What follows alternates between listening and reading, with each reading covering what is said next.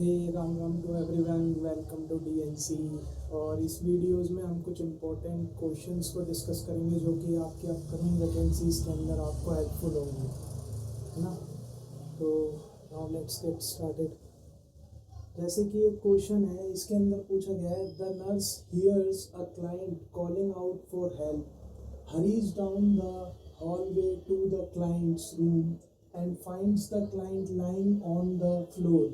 The nurse performs an assessment, assists the client back to bed, notifies the primary healthcare provider, and completes an occurrence report. Which statement would the nurse document on the occurrence report? तो ये question क्या पूछना चाह रहा है? ये question बोल रहा है कि एक नर्स थी, उसको बुलाया गया और नर्स क्या है, एकदम से क्लाइंट के रूम में जब पहुंची तो उसने पाया कि जो क्लाइंट है ना वो फ्लोर पे लेटा हुआ है, मतलब क्लाइंट एक तरीके से गिर गया है। और नर्स ने असेसमेंट किया तो उसमें उसे क्लाइंट गिरा हुआ पाया और उसने क्लाइंट को क्या किया, बेड पे वापस लेटा दिया और उसने प्राइमरी हेल्थ केयर प्रोवाइडर को नोटिफाई कर दिया कि भाई ये हुआ था, और उसने एक अकरेंस रिपोर्ट बना दी जिससे कौन सी स्टेटमेंट है जो कि अकरेंस रिपोर्ट के अंदर बताएगी नर्स की, ना भाई मैं ये बताना चाहती हूँ कि ऐसे हो गया, क्या लिखेगी। मेनली ये क्वेश्चन कुछ नहीं कह रहा है, इतनी राम कहानी सुना के ये क्वेश्चन यही कहना चाह रहा है कि एक पेशेंट गिर गया तो आप रिपोर्ट के अंदर क्या लिखोगे, है ना, और कुछ नहीं है। और इससे रिलेटेड मैं एक या दो क्वेश्चन और बताऊंगा जो इसी से रिलेटेड आते हैं, है ना। पहली स्टेटमेंट कहती है, the client fail out of bed. मैं अपनी रिपोर्ट के अंदर लिख दूंगा कि क्लाइंट क्या है ना, गिर गया, बेड से गिर गया था क्लाइंट। फिर मैं दूसरी स्टेटमेंट में लिख सकता हूँ, the client climbed over the side rails. जो एक बेड होता है, बेड के साइड में साइड रेल्स होती हैं प्रोटेक्ट करने के लिए क्लाइंट को, तो वो साइड रेल्स के ऊपर चढ़ा हुआ था क्लाइंट। और कह रहे हैं, the client was found lying on the floor. मैं कहूँगा कि एक क्लाइंट है ना वो मेरे को फ्लोर पे लेटा हुआ मिला। और चौथी स्टेटमेंट कह रही है, the client became restless and tried to get out the bed. Client क्या है ना, बेचैन सा हो रहा था और क्लाइंट बेड से उठने की कोशिश कर रहा था। मैं इन चारों स्टेटमेंट्स में से क्या कहूँगा? तो ऐसे क्वेश्चंस को डिस्कस, मतलब ऐसे क्वेश्चंस के आंसर करने के लिए आप लोगों को बस एक चीज़ आनी चाहिए कि नर्स जो है ना वो ट्रुथफुल रहेगी, अपना जो भी प्रोफेशन है उसमें ट्रुथफुल रहेगी, बिना किसी सर्कमस्टेंसेस के कि उसके साथ क्या होगा। जो भी है उसकी रेस्पॉन्सिबिलिटी है पेशेंट्स की, क्लाइंट्स की केयर करना। अगर उससे उसमें कोई गलती होती है तो उसे उसके बारे में सच ही बताना है और सच ही लिखना है। तो अब इसमें से वो ये नहीं बोले client fail out of the bed, client गिर गया था, है ना, तो ये स्टेटमेंट सही नहीं बता पा रही। दूसरी कि ना साइड रेल्स पे चढ़ गया, ये भी थोड़ी सही नहीं है। The client was found lying on the floor, वो यही लिखेगी कि क्लाइंट मेरे को फ्लोर पे लेटा हुआ मिला, मतलब क्लाइंट गिरा हुआ मिला मेरे को फ्लोर पे, है ना। ऐसे क्वेश्चंस को टैकल करने के लिए हमको ट्रुथ का ध्यान रखना है कि हमें सच बताना है। और ऐसे ही मैंने वीडियो की स्टार्टिंग में भी कहा था कि एक या दो एमसीक्यू और आते हैं इसी टॉपिक से रिलेटेड, कि नर्स क्या एक्शन करेगी या नर्स डॉक्यूमेंट रिपोर्ट के अंदर क्या लिखेगी, है ना। तो ऐसा ही एमसीक्यू एक ये होता है कि एक क्लाइंट है, क्लाइंट एडमिट है हमारे पास, हमारी यूनिट के अंदर क्लाइंट एडमिट है, और नर्स क्या है ना उसको जो भी मेडिसिन है ना वो देना भूल गई, तो नर्स क्या लिखेगी या नर्स क्या बताएगी? तो ऑप्शंस होते हैं कि नर्स एक की जगह 2 टैबलेट दे देगी आने वाले टाइम पे, या नर्स अपने नर्सिंग इंचार्ज को जाके बताएगी, है ना। ऐसे ऑप्शंस आते हैं। तो इसमें ट्रुथफुल ही रहना है हमें, अपने जो भी हमारा ऊपर है सीनियर्स हैं या तो प्राइमरी हेल्थ केयर प्रोवाइडर या इंचार्ज, हमें हमारी गलती जाके बतानी है ना।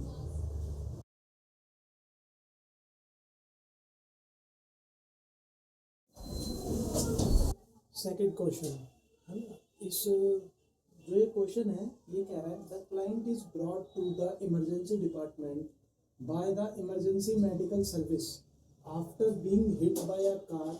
The name of the client is unknown and and the client has sustained a severe head injury and a multiple fracture and is unconscious and emergency craniotomy is required.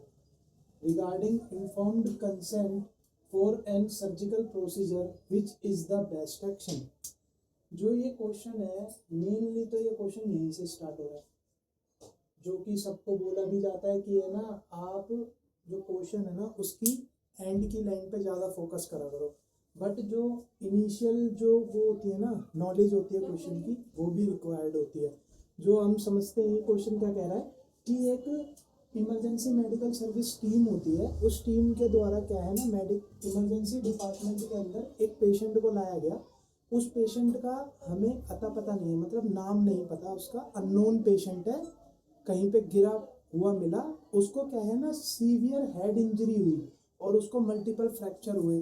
तो doctors ने वहाँ पे देखा, नर्सिंग स्टाफ ने वहाँ पर देखा emergency में, तो उनको लगा कि इसकी इमरजेंसी क्रेनियोटमी करना जरूरी है इस पेशेंट को बचाने के लिए, है ना। लेकिन हमें पता है किसी भी सर्जरी को करने के लिए हमें एक इन्फॉर्म्ड कंसेंट की रिक्वायरमेंट होती है ना। तो यही पूछ रहे हैं कि इन्फॉर्म्ड कंसेंट सर्जिकल प्रोसीजर के लिए हमें लेना है, तो उसके लिए हम बेस्ट इन चारों में से क्या चीज़ करेंगे, है ना। जो पहला ऑप्शन कहता है कि एक obtain a court order for the surgical procedure, हमें ना एक कोर्ट ऑर्डर लेके आना है सर्जिकल प्रोसीजर को करने के लिए, कोर्ट ऑर्डर लेके आओ। या ये कह रहा है ask the emergency medical service team to sign the informed consent, जो ईएमएस टीम उसको इमरजेंसी डिपार्टमेंट के अंदर लेके आई है पेशेंट को, उससे ही बोलें कि आप ही इन्फॉर्म्ड कंसेंट पे साइन करो, जिससे कि मैं उसकी इमरजेंसी क्रेनियोटमी कर पाऊँ, है ना। थर्ड कह रहा है transport the victim to the operating room for the surgery, कि जो विक्टिम है, पेशेंट जो है जिसका हमें नाम नहीं पता है, अननोन पेशेंट है, उस पेशेंट को क्या किया जाए, ऑपरेटिंग रूम में, ऑपरेशन थिएटर में उसको ट्रांसपोर्ट किया जाए, ट्रांसफ़र किया जाए, जिससे कि हम उसकी क्रेनियोटमी, इमरजेंसी क्रेनियोटमी कर सकें। फोर्थ ऑप्शन कह रहा है call the police to identify the client and locate the family, कि पुलिस को मैं कॉल कर दूं और बोलूं कि ना आप इस पेशेंट का, इस क्लाइंट का पता लगाइए, इसको और इसकी फैमिली का पता लगाइए और उनको इन्फॉर्म कीजिए। तो ऐसे क्वेश्चंस के अंदर ना एक बेसिक यही चीज़ होती है, क्योंकि ये क्वेश्चन नॉर्थ सेट में भी आया हुआ है एक बार, है ना। ये क्वेश्चंस ना बस ये चेक करना, ये क्वेश्चंस फंसाते हैं मेनली, क्योंकि ना बेसिक तो ये कहा जाता है कि ना हमको किसी भी काम को, मतलब किसी भी सर्जरी को करने से पहले या पेशेंट के ऊपर कोई प्रोसीजर करने से पहले हमें उसका इन्फॉर्म्ड कंसेंट लेना पड़ता है ना। जैसे जो मिनिमल रिस्क प्रोसीजर्स होते हैं उनके लिए तो मैं वर्बल कंसेंट ले सकता हूँ, है ना, लेकिन सर्जरी हो गई, ऐसे बड़े प्रोसीजर्स करने के लिए मेरे को इन्फॉर्म्ड कंसेंट लेना पड़ता है। अब ये क्वेश्चन बस यही फंसाना चाह रहा है, तो सबसे पहले इस ऑप्शंस को एलिमिनेट करेंगे, transport the victim to the operating room for surgery. क्यों? क्योंकि हम इन्फॉर्म्ड कंसेंट ले नहीं पा रहे हैं, तो सब ये सोचेंगे कि सबसे पहले इसको एलिमिनेट कर देते हैं, है ना, थर्ड वाले ऑप्शंस को एलिमिनेट कर देते हैं, और सब ये सोचेंगे कि कोर्ट ऑर्डर तो लाना नहीं पड़ेगा, कि भाई कोर्ट ऑर्डर लेने जाएंगे जब तक तो पेशेंट की डेथ हो जाएगी, तो इसको भी मे भी एलिमिनेट कर सकते हैं बहुत लोग, है ना। फिर सेकंड को भी एलिमिनेट कर सकते हैं बोल के कि ईएमएस टीम है तो वो साइन क्यों करेगी, है ना। जैसे अगर इन केस बोल दें कि ना एम्बुलेंस लेके गई है किसी पेशेंट को, तो मैं एम्बुलेंस वाले से साइन मांगूं कि आप साइन करो, तो वो साइन थोड़ी ना करेगा, कल को कुछ भी हो जाता है, फैमिली आके पकड़ेगी तो वो भी साइन नहीं करेगा। तो सब दिमाग लगा के इसको भी एलिमिनेट करेंगे। तो एलिमिनेशन मेथड से सब सोचेंगे, बेसिक 80% तक सोचेंगे कि फोर्थ को हम सही कर सकते हैं, जो कि बिल्कुल गलत है। क्यों? क्योंकि इन्फॉर्म्ड कंसेंट भी ये बोलता है कि इन्फॉर्म्ड कंसेंट हुआ या मेडिकल साइंस हुई, मेडिकल साइंस भी ये बोलती है कि ना हमें बेनिफिट को ज़्यादा देखना है, पेशेंट के बेनिफिट में बात करनी है हमें, है ना। पेशेंट का बेनिफिट यहाँ पे ये है कि ना देखो क्वेश्चन ही कह रहा है कि ना इमरजेंसी क्रेनियोटमी करनी पड़ेगी, क्योंकि सीवियर हेड इंजरी का केस है ना, तो इमरजेंसी क्रेनियोटमी करनी पड़ेगी। तो मैं बेनिफिट देखूंगा पेशेंट का। मैं कोर्ट ऑर्डर लेने गया, ये इसके साइन के चक्कर में मैं इनसे लड़ाई EMS टीम वालों से या पुलिस को बोला, तो पेशेंट की डेथ हो जाएगी अल्टीमेटली। तो मेरे को बेसिक यही है कि मैं पेशेंट को बचाऊं पहले, है ना। तो कई क्वेश्चंस के अकॉर्डिंग और मेनली जो प्रैक्टिस है, प्रैक्टिस के अकॉर्डिंग थर्ड ऑप्शन ही बेस्ट आंसर जाएगा इसका। और ऐसे क्वेश्चन ना नॉर्सेट भी पूछना पसंद करता है, जिन क्वेश्चंस में वो फंसाए किसी को कि क्वेश्चन का आंसर क्या हो सकता है ना। Thank you.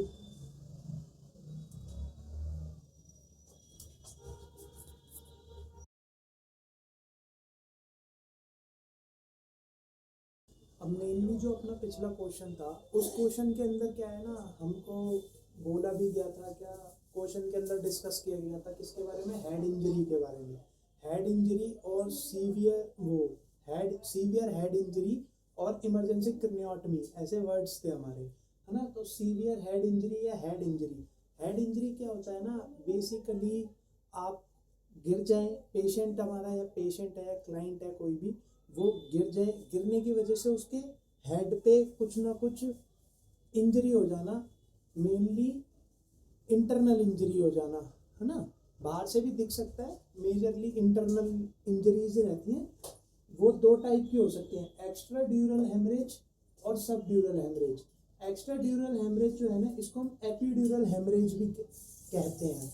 जैसे कि ये वर्ड्स क्यों बोले गए हैं, एपीड्यूरल हेमरेज या एक्स्ट्रा ड्यूरल हेमरेज या सब ड्यूरल हेमरेज, ये क्यों गए हैं, क्यों कहे गए हैं? क्योंकि जो हमारा ब्रेन होता है ना, जैसे ये ब्रेन है, तो ब्रेन के ऊपर 3 कवरिंग होती है। हाँ, 3 कवरिंग होती है। उन 3 कवरिंग को आप याद कर सकते हैं किससे, पैड से। पैड से कर लो या डैप से कर लो, जिस मर्जी से कर लो। पैड एक इजी वर्ड है, तो पैड से पी से हो जाएगा क्या, पाया मैटर। ए से हो जाएगा एरेकनॉइड मैटर।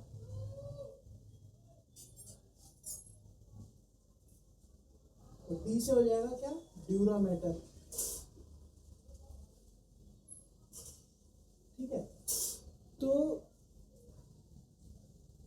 कोई भी चीज हुई, जैसे ये एक लेयर है, इस लेयर के जो ऊपर वाला पार्ट है ना, इसको तो बोलेंगे एपी, और जो नीचे वाला पार्ट है इसको बोलेंगे क्या, सब।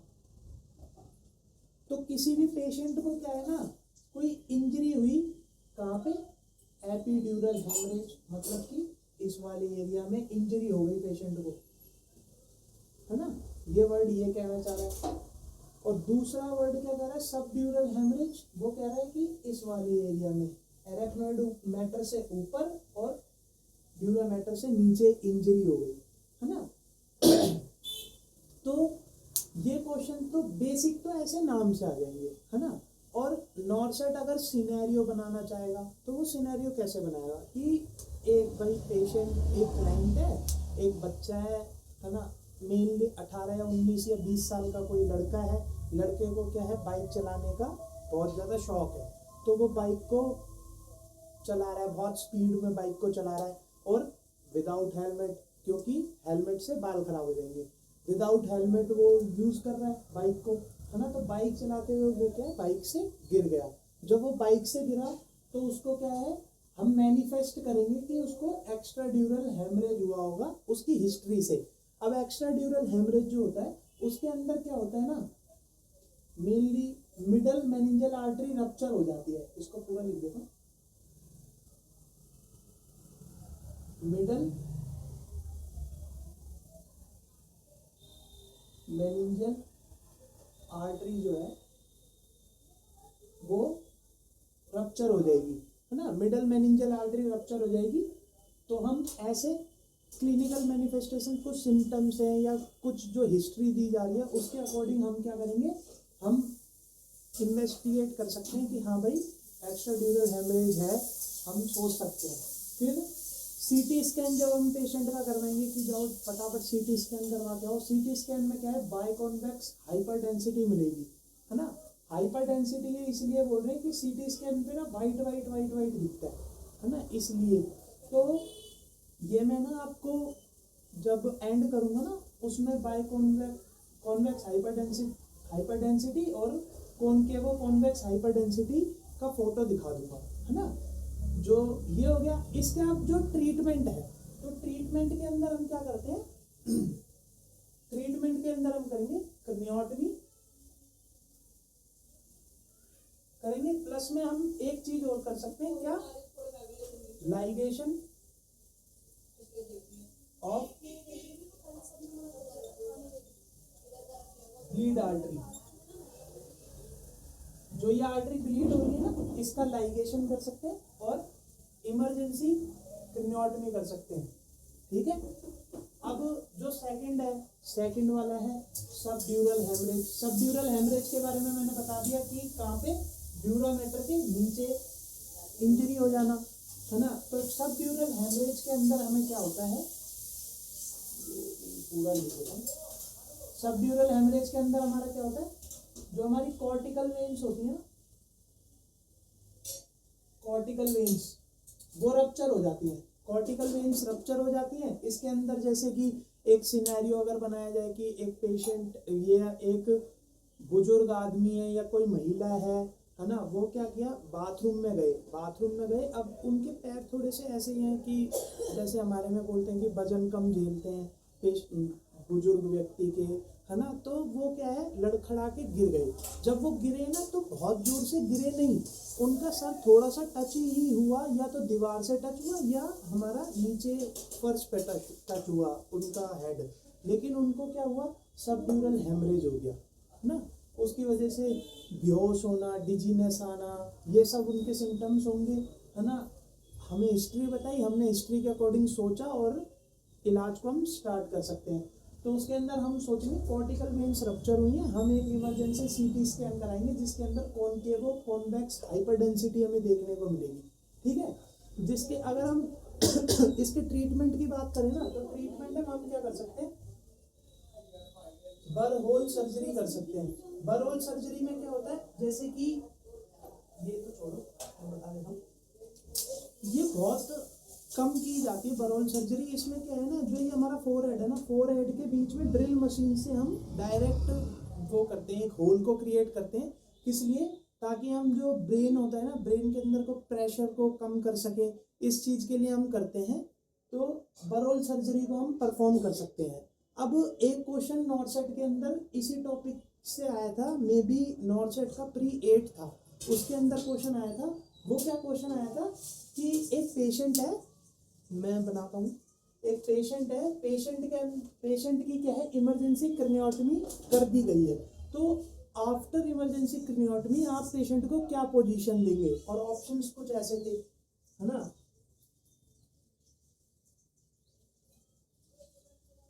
ऑप्शंस कुछ ऐसे थे, 15 डिग्री, 30 डिग्री, 60 डिग्री, 90 डिग्री, है ना। ऐसे कुछ ऑप्शंस थे।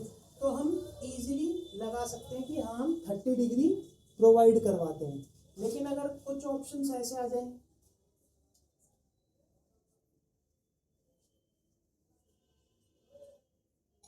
15 से 30 डिग्री, 30 से 45 डिग्री, 45 से 60 डिग्री और 60 से 90 डिग्री, अगर ऐसा ऑप्शन आ जाए तो हम फंस जाएंगे। क्यों, हमने 30 पढ़ा हुआ है, तो 30 तो 2 में है, तो हम सेफ साइड खेल के 15 से 30 डिग्री को मार्क कर देंगे। इस टॉपिक में से जो मेजर जो क्वेश्चंस बनते हैं, वो क्वेश्चन मैंने आपके साथ डिस्कस कर लिए हैं। This is our third question. तो ये क्वेश्चन क्या कह रहा है, the nurse has just assisted a client back to the bed after a fall. एक पेशेंट गिर गया था, उसके लिए नर्स ने क्या किया, उसको असिस्ट किया, उसकी हेल्प करी, उसको बेड पे वापस लेटाने के लिए। The nurse and the primary health care provider have assessed the client and have determined that the client is not injured. तो जो प्राइमरी हेल्थ केयर प्रोवाइडर है, डॉक्टर है और नर्स है, इन दोनों ने मिलकर क्या है, क्लाइंट को असेस कर लिया है, क्लाइंट को देख लिया है कि क्लाइंट को कोई इंजरी नहीं हुई है। उन्होंने दोनों ने असेस कर लिया है क्लाइंट को। After completing the occurrence report, जो अकरेंस रिपोर्ट थी वो कंप्लीट हो गई है। अकरेंस रिपोर्ट क्या होता है ना, एक प्रॉब्लम सॉल्विंग मेथड होता है एक तरीके से, जो भी प्रॉब्लम हुई हमने अकरेंस रिपोर्ट बनाई, प्रॉब्लम रिजॉल्व हो गई, अकरेंस रिपोर्ट वहीं खत्म हो जाएगी। The nurse would implement which action next, तो नर्स अगला क्या एक्शन करेगी। इस क्वेश्चन में यही पूछा गया है कि एक बार असेसमेंट हो गया है पेशेंट का, पेशेंट को कोई इंजरी नहीं है, तो अब नर्स अगला क्या एक्शन करेगी, इन चारों में से क्या बेस्ट सुटेबल एक आंसर बनेगा, ये क्वेश्चन पूछना चाह रहा है। तो ऑप्शन देखते हैं। फर्स्ट है कि भाई रीअसेस द क्लाइंट, क्लाइंट को मैं दोबारा रीअसेस करूंगा, है ना। Conduct a staff meeting to describe the fall, कि पेशेंट गिर गया है, पेशेंट को मैंने उठा दिया है, अब मैं पूरे स्टाफ को बुलाऊं और पूरे स्टाफ से बात करूं या उनसे शेयर करूं ये इंफॉर्मेशन कि पेशेंट गिर गया है। थर्ड वन है कॉन्टेक्ट द नर्सिंग सुपरवाइजर अब to update the information regarding the fall, अब जो नर्सिंग सुपरवाइजर है ना, मैं उसको जाऊं, उससे बात करूं और उसको जो भी इंफॉर्मेशन है ना फॉल के रिगार्डिंग, गिरने के रिगार्डिंग, पेशेंट के, क्लाइंट के, वो चीज़ उसको बताऊं नर्सिंग सुपरवाइजर को। फोर्थ ऑप्शन कह रहा है कि document in the nursing notes that an occurrence report was completed, कि जो अकरेंस रिपोर्ट जो कंप्लीट हुई है ना उसको हम डॉक्यूमेंट करते हैं नर्सिंग नोट्स में, है ना। तो इसका बेस्ट सूटेबल आंसर करने के लिए ना हम कुछ एलिमिनेशन करेंगे, इसके अंदर एलिमिनेशन करना जरूरी होता है ऐसे क्वेश्चन में। जैसे नीचे से कहना है document in the nursing notes that an occurrence report was completed. अब जो अकरेंस रिपोर्ट होती है ना, ये एक प्रॉब्लम रिजॉल्विंग या प्रॉब्लम सॉल्विंग मेथड की तरह काम करती है।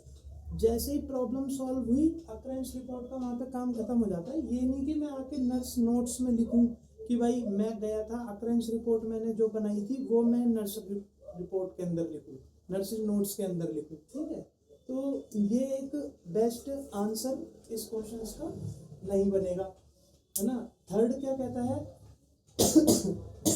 सॉरी थर्ड क्या कहता है contact the nursing supervisor to update information regarding the fall, मैं जाऊं कांटेक्ट करूं नर्सिंग सुपरवाइजर से, जो मेनली अगर नर्सिंग सुपरवाइजर को बता दिया गया है फॉल के बारे में, वो अवेयर है अपनी यूनिट के कि भाई मेरी यूनिट में ये फॉल हुआ था, तो मुझे कांटेक्ट करने की जरूरत नहीं है नर्सिंग सुपरवाइजर से अपडेट करने के लिए चीज़ों को।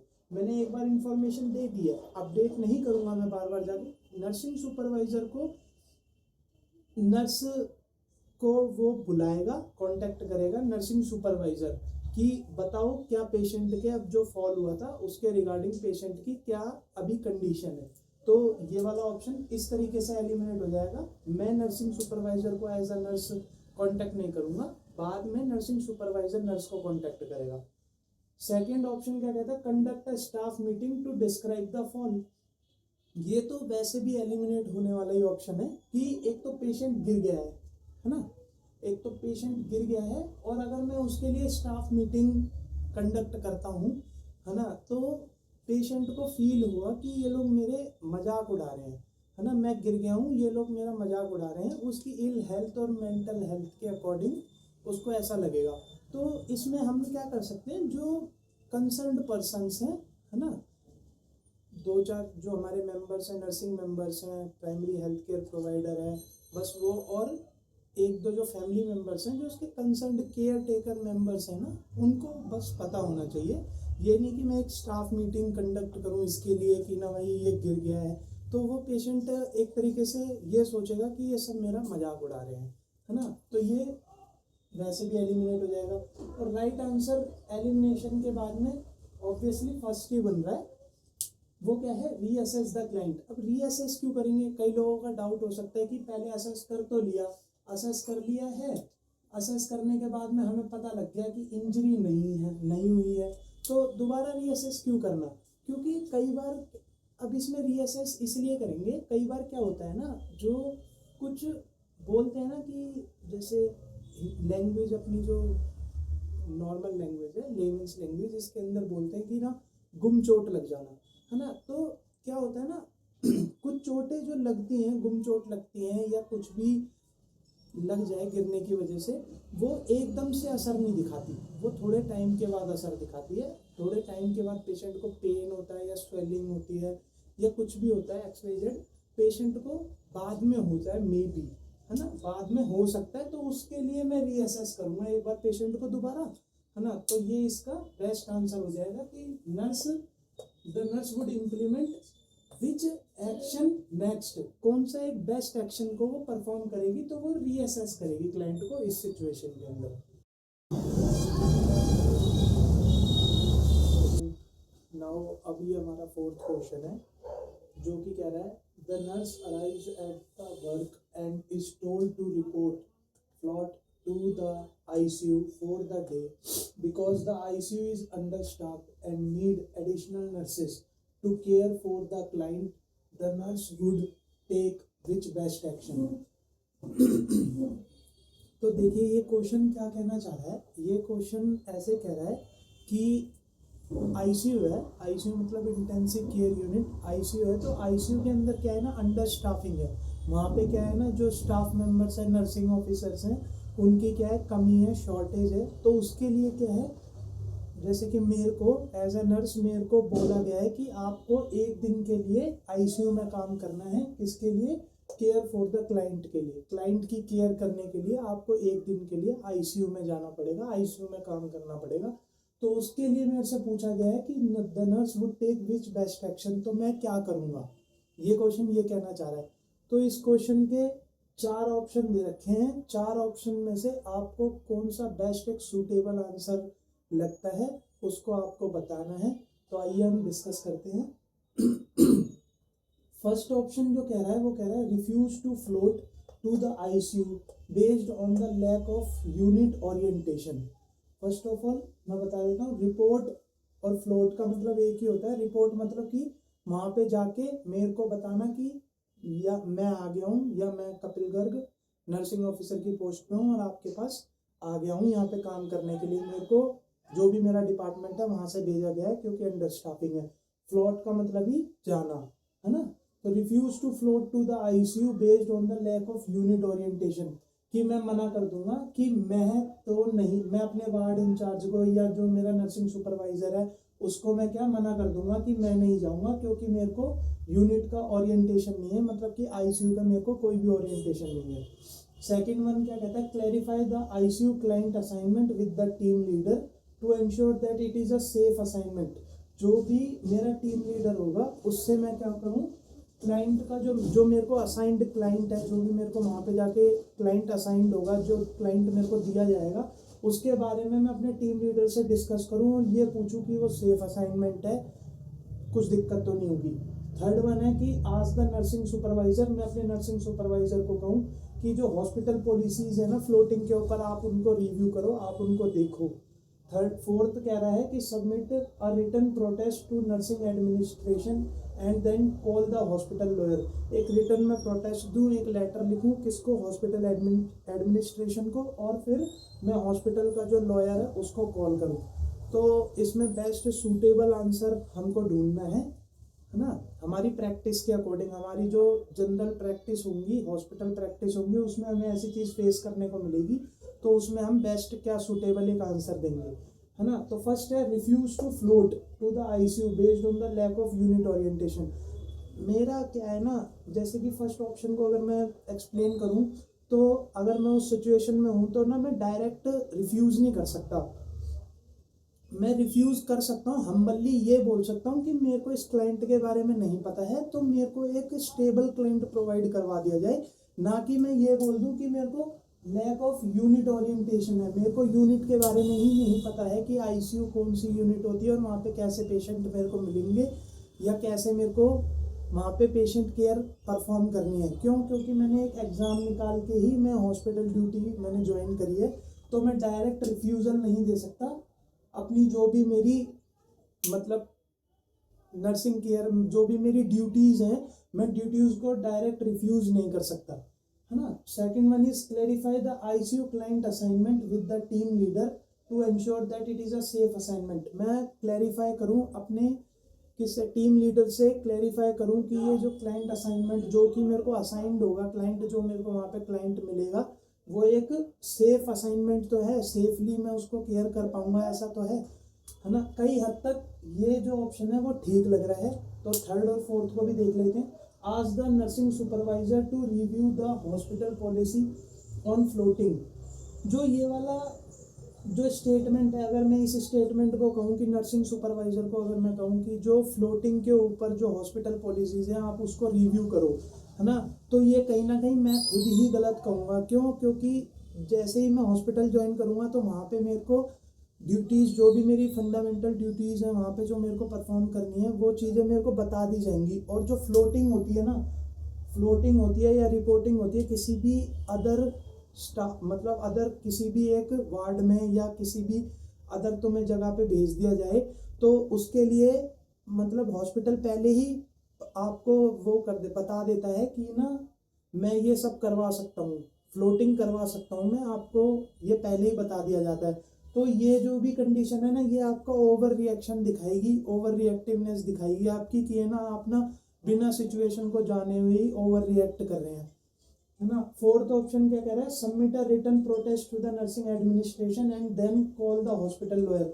ये फोर्थ ऑप्शन भी कहीं ना कहीं हमारी ओवर रिएक्टिवनेस ही दर्शाएगा, ओवर रिएक्टिवनेस ही बताएगा, सॉरी, ओवर रिएक्टिवनेस ही हमारी बताएगा कि ना मैं रिटर्न प्रोटेस्ट कर दूं और नर्सिंग एडमिनिस्ट्रेशन को और हॉस्पिटल लॉयर को बता दूं, हॉस्पिटल लॉयर को बोल दूं मैं, तो ये भी कहीं ना कहीं वो हो जाएगा कि ना एक तो मैं काम भी ना करूं और ऊपर से मैं सब पे गुस्सा भी करूं, है ना। मैं नहीं कह सकता वहाँ पे कि मैं काम नहीं करूँगा या XYZ में प्रोटेस्ट नहीं कर सकता, क्योंकि उन्होंने मेरे से कोई गलत काम नहीं कहा है। उन्होंने कहा है हमारे पास अंडर स्टाफिंग है तो ICU में जाके आप रिपोर्ट करो।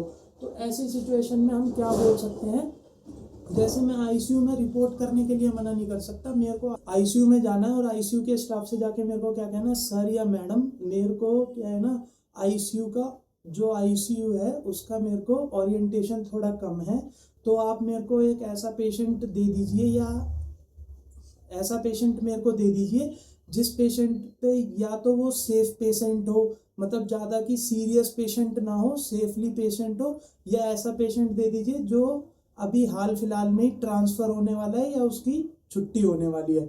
ऐसा मैं पेशेंट वहाँ पे जाके मांग सकता हूँ, क्योंकि मैं अंडर स्टाफिंग में मदद करने आया हूँ, मेरे को ओरिएंटेशन थोड़ा कम है। ये सब चीज़ें मैं बोल सकता हूँ। डायरेक्ट रिफ्यूज़ल या कुछ भी एक अलग ओवर रिएक्टिवनेस दिखाना किसी भी काम के लिए, वहाँ पे वो मेरे लिए गलत रहेगा।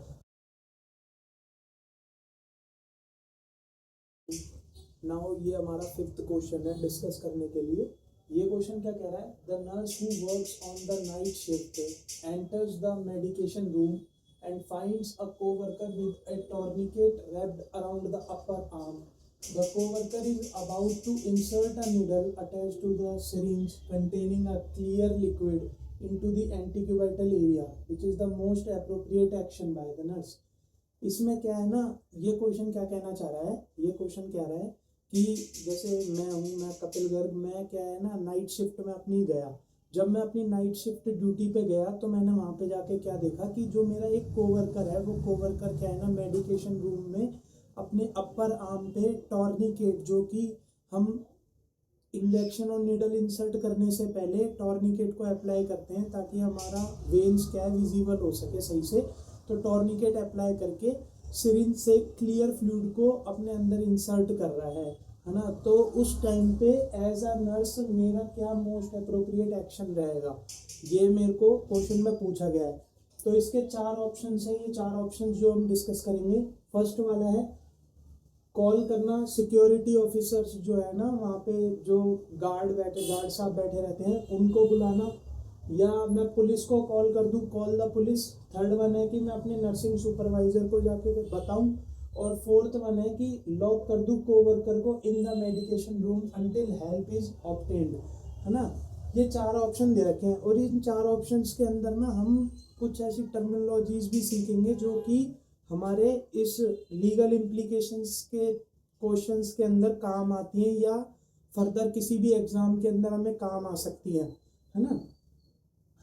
तो फर्स्ट ऑप्शन जैसे कि कॉल सिक्योरिटी और second one is call the police, ये दोनों ऑप्शन क्या हो जाएंगे ना, ये दोनों ऐसे ऑप्शंस हैं जिसमें अगर पेशेंट क्या है ना वल्गर बिहेवियर कर रहा है या ऐसा बिहेवियर कर रहा है कि वार्ड में ज़्यादा नॉइजी क्रिएट कर रहा है, या बोलते हैं ना कि आपे से बाहर हो रहा है, ऐसा पेशेंट कोई आ जाए है ना, पेशेंट हो या हमारा कोवर्कर हो जो लड़ाई कर रहा हो, हमारे से ना संभल रहा हो, तो हम क्या गार्ड साहब को बोलते हैं, पुलिस को फ़ोन करते हैं कि आओ और इस व्यक्ति को संभालो, है ना। तो ये ऑप्शन दोनों तो वैसे ही एक्सक्लूड हो जाएंगे कि ना वो तो मेडिकेशन लगा रहा है ना, उसको रोकना है या उसके खिलाफ कुछ एक्शन लेना है, तो भाई ये तो एक तरीके से ये थोड़ी ना वो कि मारपीट कर रहा है, वो तो मेडिकेशन अपने अंदर इंक्लूड कर रहा है वो तो हमें ये सब दोनों ऑप्शन तो हमारे एक्सक्लूड हो जाएंगे। थर्ड वन कह रहा है कि कॉल द नर्सिंग सुपरवाइजर। ये कहीं हद तक हमारा सही हो सकता है कि मैं नर्सिंग सुपरवाइजर को जाके बोलूँ कि ना भाई ये जो मेरा हमारा कोवर्कर है ये ऐसे ऐसे मेडिकेशन को अपने अंदर ही एडमिनिस्टर कर रहा है, तो आप देखिए कि क्या करना है। क्या पता वो भाई वहाँ पे कुछ नशा वशा कर रहा हो, है ना। जैसे कि कुछ मेडिसिन होती हैं जो कि मेडिसिन हमारी बॉडी में एक तरीके से नशे का काम करती हैं, है ना। तो वो मेडिकेशन वो अपने अंदर एडमिनिस्टर कर रहा हो नशा करने के लिए, XYZ कुछ भी हो सकता है ना। तो थर्ड ऑप्शन में भी हो सकता है, करेक्ट हो सकता है। फोर्थ वन क्या कह रहा है कि lock the co-worker in the medication room until the help is obtained, है ना, कि आप जो कोवर्कर है ना उसको मेडिकेशन रूम के अंदर ही लॉक कर दीजिए जब तक कि कोई हेल्प नहीं आ रही है। तो ये तो हमारे खिलाफ ही एक केस बन जाएगा। क्या केस बन जाएगा मेरे खिलाफ? अगर मैं किसी अपने कोवर्कर को उसके अंदर ही लॉक कर देता हूँ मेडिकेशन रूम में, तो मेरे खिलाफ केस बन जाएगा फॉल्स इम्प्रिजनमेंट का।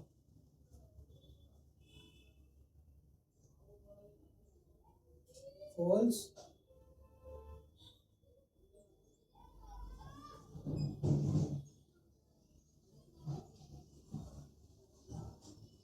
फॉल्स इम्प्रिजनमेंट का मेरे खिलाफ केस बन जाएगा कि मैंने किसी की इच्छा के बिना उसको एक कमरे में बंद किया है, कि एक एरिया में मैंने उसको वहाँ पे बंद कर दिया या बांध के रख दिया, है ना। तो वो मेरे खिलाफ केस बन जाएगा।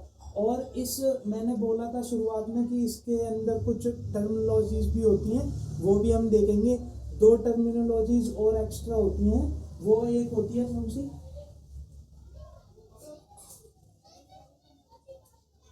मिसडीएमर और एक होती है फेलोनीज।